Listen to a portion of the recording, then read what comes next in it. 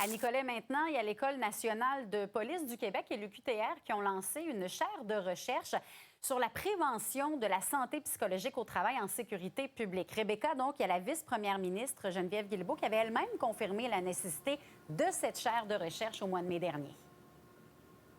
Oui, effectivement, c'est à la suite du dépôt du rapport final Modernité, confiance, efficience du comité consultatif sur la réalité policière qui était sorti en 2021, qu'on a décidé d'approfondir les recherches sur la réalité psychologique des policiers, un élément très important, bien évidemment, lorsqu'on pratique ce métier. En fait, l'idée, c'est de couvrir la trajectoire la plus longue possible de prévention. Donc, avant les événements, qu'est-ce qu'on fait pour se protéger, pour se sensibiliser, pour se préparer aux événements futurs? Au moment de l'événement, qu'est-ce qu'on déploie comme soutien? Puis enfin, si des symptômes persistent, bien, qu'est-ce qu'on peut faire? L'aide est-elle spécialisée suffisante avec les constats existants?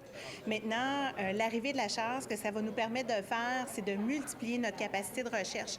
Donc, ça nous permet d'atteindre encore plus d'objectifs et d'aller encore plus vite pour justement en arriver à des données probantes et avoir des conclusions qui vont pouvoir vraiment bien outiller nos organisations de sécurité publique.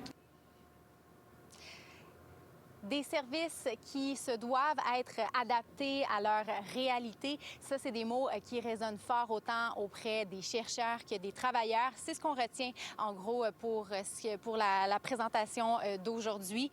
Dans le milieu policier, bien évidemment, la chaire de recherche est attendue et surtout bien vue dans ce domaine. C'est un moyen supplémentaire à d'autres moyens qu'on a mis en place. Alors, je vous dirais qu'au niveau du terrain, c'est bienvenu.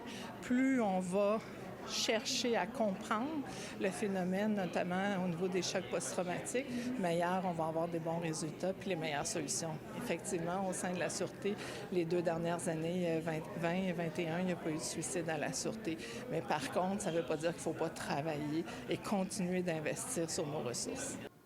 Ouais, merci beaucoup, Rebecca, pour les détails. Merci, bonne soirée.